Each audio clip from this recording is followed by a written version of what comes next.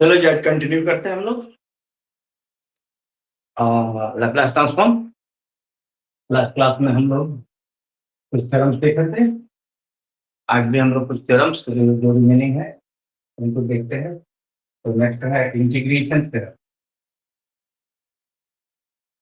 Integration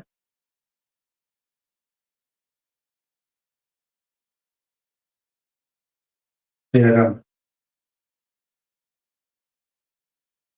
Laplace transform, integration theorem क्या है? Statement है इसका, if Laplace transform if Laplace transform of f of t is equal to f of s, then Laplace transform of integral f of t dt is equal to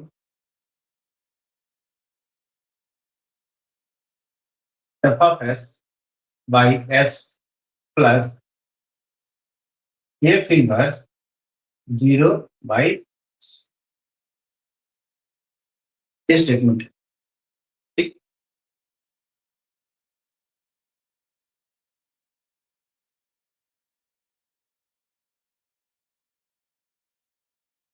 ठीक है।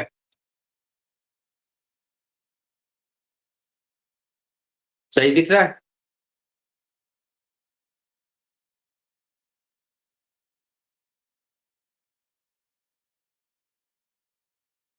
There f inverse का मतलब है integration. जैसे f पर dash दे, इसका मतलब क्या हुआ? इसका मतलब दिया कर डिफरेंशिएशन ऑफ f। उसी तरह f पर अगर इन्वर्स दूं तो ये इंडिकेशन है इंटीग्रेशन ऑफ f। ठीक है, हाँ, इंटीग्रेशन। और ये जीरो है, ये जीरो है, ये इंडिकेट करता है t इक्वल टू जीरो। ठीक है, हम लोग देखेंगे डायरेक्ट मैं अगर integration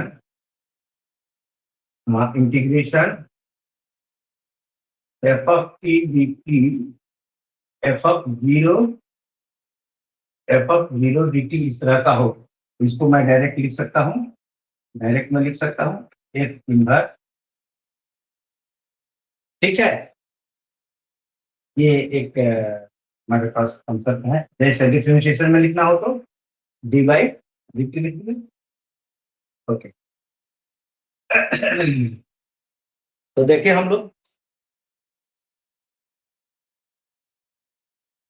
Laplace transform of integration f of t dt is equal to integration 0 to infinity integral f of t dt into e raised to the power minus st। ऐसे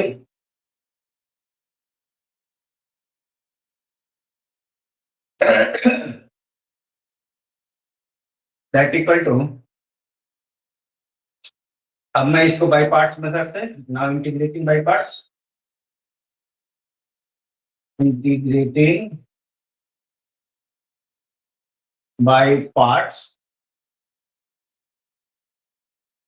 direct में लिख दूं क्यू मैंने इसको ले लिया, भी इसको लिया, left Q equal to integral F of T D T. तो यहां से डी यू क्या हो जाएगा? एफ ऑफ टी, क्योंकि differentiation of integral function is that function, F of T हो जाएगा और D U D T multiply होगा तो ठीक है। उसी तरह dv is equal to e raised to the power minus st dt। so integrating dv is equal to integrating e raised to the power minus st dt। ये integration of dv v is equal to minus 1 by s e raised to the power minus st। यही है। तो मैं इसको direct लिख दूं यहाँ पर Laplace transform of integral f of t dt is equal to integral 0 to infinity f of t dt मेरा क्या है, u है, u, और e raised to the power minus st dt dv है, u dv। तो जैसा कि हम लोग एज इट इज जानते हैं, ये कितने को बराबर होगा, uv limit 0 to infinity minus integral 0 to infinity v du। सारे वैल्यूज मुझे पता है, तो मैं uv, u क्या है, f of t dt integral f of t dt, u v क्या है मेरे पास, minus 1 by s e raised to the power minus st minus integral 0 to infinity v minus 1 by s e raised to the power minus st du, du here is the du, is the f of t dt।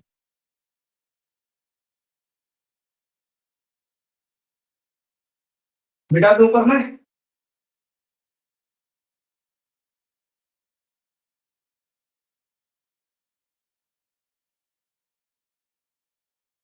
लिखते हैं Laplace transform integral f of t dt is equal to, अब मैं यहाँ से value ले लूं, मैं एक बार फिर से लिखता हूँ, माइनस 1 बाई एस लिखा हुआ, minus 1 by s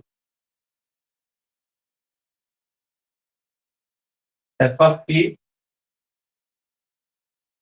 e raised to the power minus st dt 0 to infinity,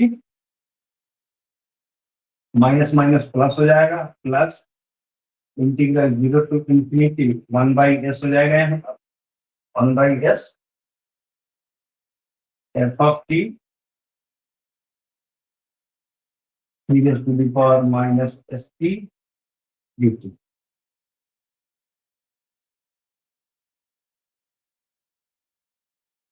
तो यहाँ से देखो, अगर मैं ये अपर लिमिट और लोअर लिमिट लेता हूँ, माइनस 1 बाई एस, ये क्या होगा, अगर मैं t की वैल्यू लेता हूँ infinity e raised to the power minus infinity 0 and multiplication of 0, 0 होगा, 0 minus when I will take 0, t is equal to 0, e raised to the power 0 is 1, e raised to the power 0 is 1,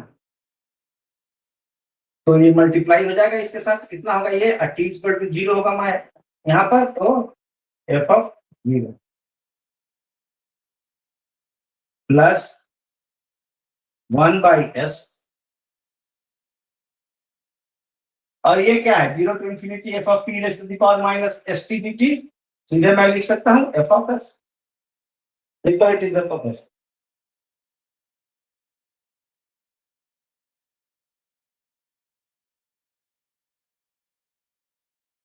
क्या आ रहा है, minus minus plus F 0 by S plus F of S by S, यही मेरा required था, इसको पहले इसके बाद में लिख सकते हैं, is equal to F of S by S plus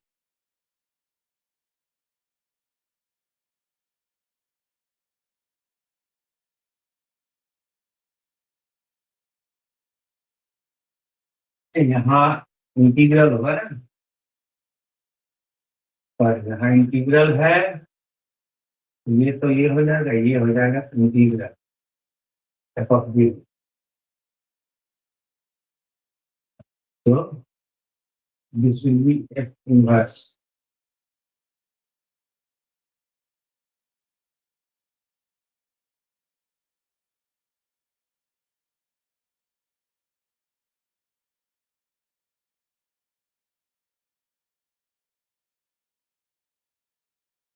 ठीक है।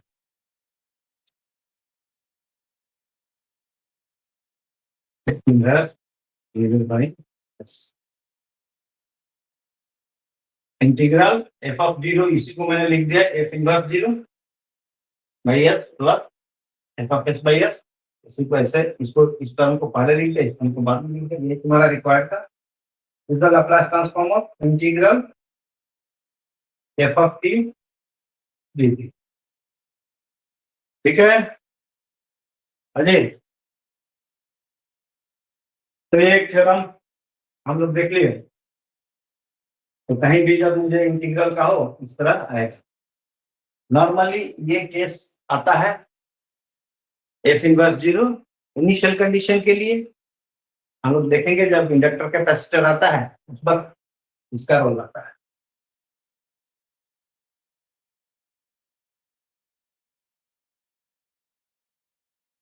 उसके बाद एक है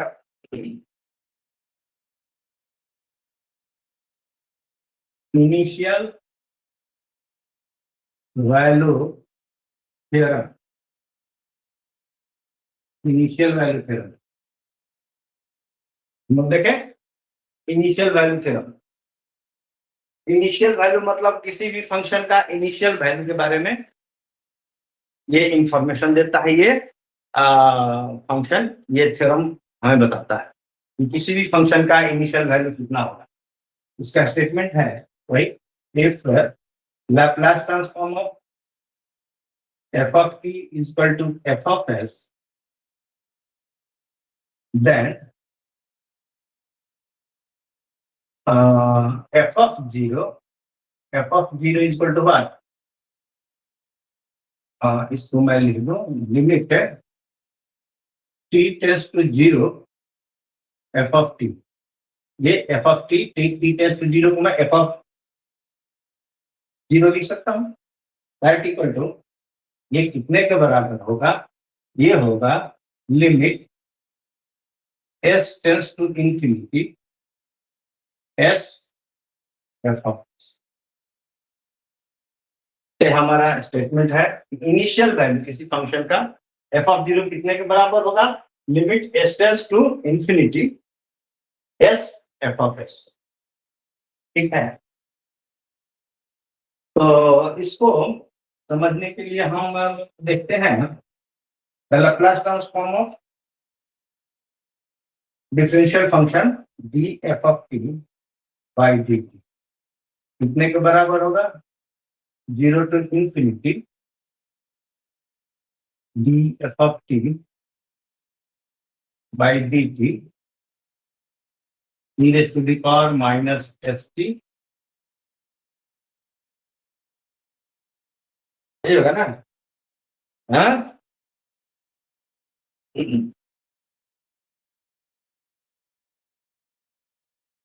ऐसा ही होगा।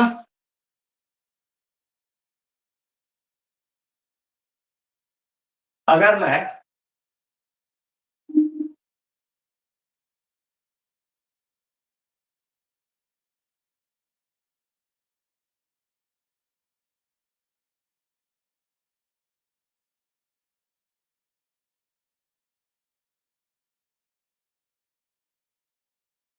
यहाँ पर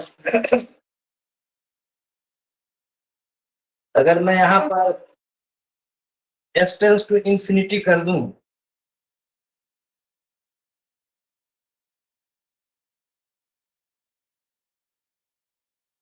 और ये बेसिकली मैं देखता हूँ ये कितने के बराबर होगा? Integral 0 to infinity D F of T by D T e raised to the power minus st dt। ये कितने के बराबर होगा? ऑलरेडी मेरे पास रिजल्ट है, कितना होता है जी?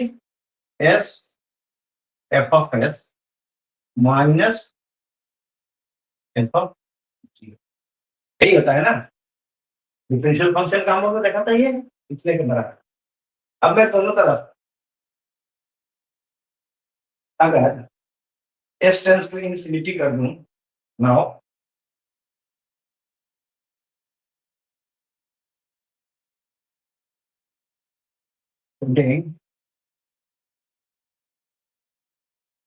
s tends to infinity both sides,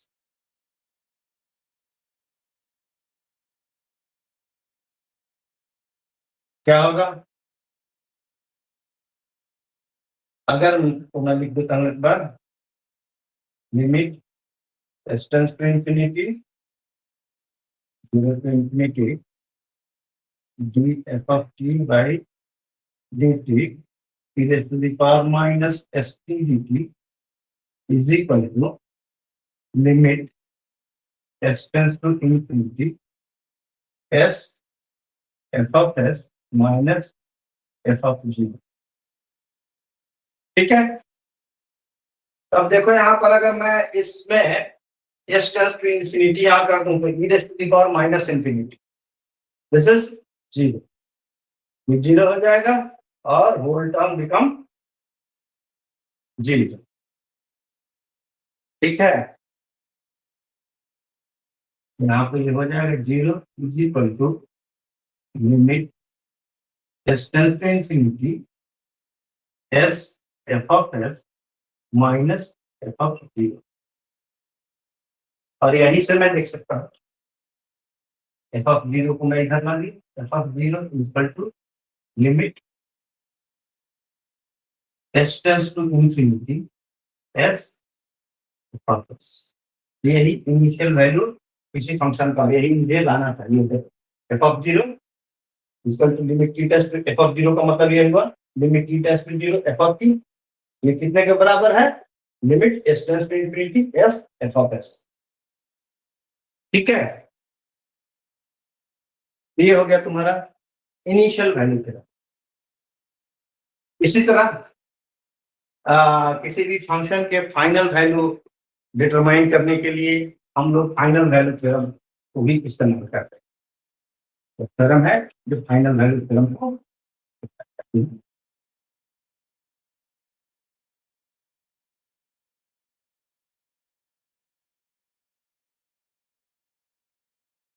शिल की जगह यहाँ पर लिख दूं मैं the final value theorem, final value theorem. इसका भी स्टेटमेंट यही है, if Laplace transform of f of t is equal to f of s, then final value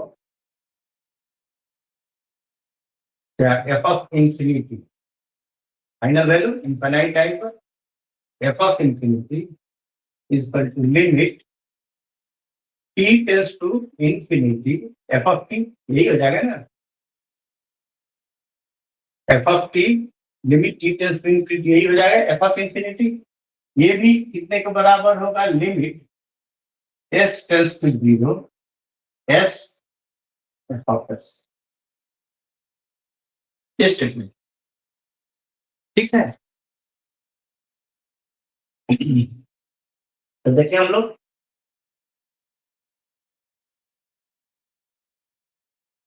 फिर मैं उसी का सहारा लूंगा, differential limit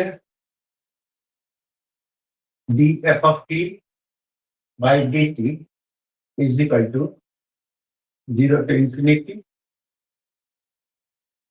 df of t by dt e raised to the power minus s t dt, और ये कितने के बराबर होता है? s f of s minus f of g, जैसा कि हम लोग जानते हैं। तो यहाँ से ये टर्म हम लोग देख लें, integral 0 to infinity df of t by dt e raised to the power minus st dt is equal to s f of s minus f of g। Now for s tends to 0 both sides, both sides। Okay, यहाँ पर कर दो limit s tends to 0। Side अगर मैं करूंगा limit x tends to 0 integral 0 to infinity e f of t by dt e raised to the power minus st dt is equal to limit s tends to 0 s f of s minus f of g। यही होगा। यहां से मैं देखूं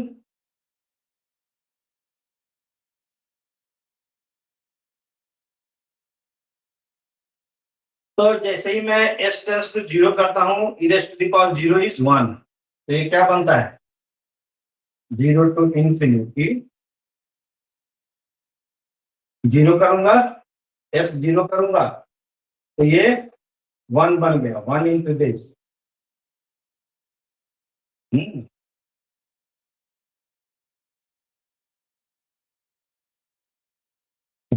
f of t by dt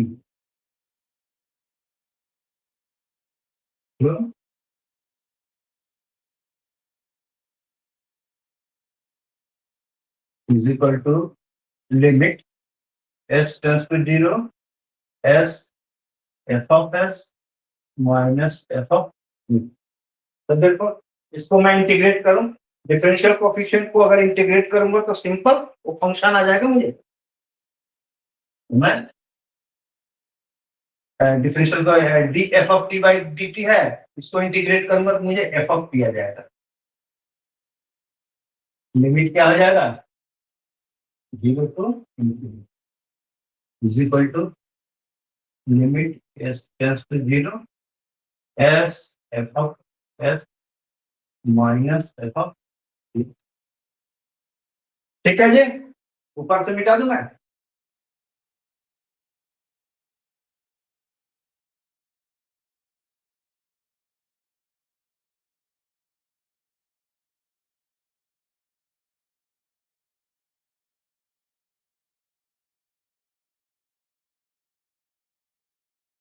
तो ये limit दूंगा मैं एक हो जाएगा F of infinity upper limit F of infinity की जगह infinity F infinity minus F of 0 की जगह 0 is equal to limit s tends to 0 s f of s minus f of 0। ठीक, माइनस एफ ऑफ 0 इधर गया minus F of 0 उधर गया दोनों साइड ये कैंसिल हो गया। That implies that f infinity is equal to limit s tends to 0 s f of s। इसी को मैं लिख सकता हूं limit t tends to infinity f of t is equal to f of infinity is equal to limit s tends to 0 s f of s। ठीक है, तो ये बेसिक कुछ थ्योरम्स थे लैप्लास ट्रांसफॉर्म में। ठीक है, और इन्हीं सारे जो रिजल्ट्स हम लोगों ने पिछले 2-3 क्लास में देखे उन्हीं रिजल्ट्स के आधार पर जो भी प्रॉब्लम हमें सॉल्व करने होते हैं लैप्लास ट्रांसफॉर्म से रिलेटेड हम लोग यूज करते हैं। ठीक है, तो आगे हम लोग देखेंगे कुछ प्रॉब्लम्स। चलो आज के क्लास के लिए इतना ही है, अगले क्लास में कुछ प्रॉब्लम्स से रिलेटेड। थैंक यू, आज के लिए इतना ही है।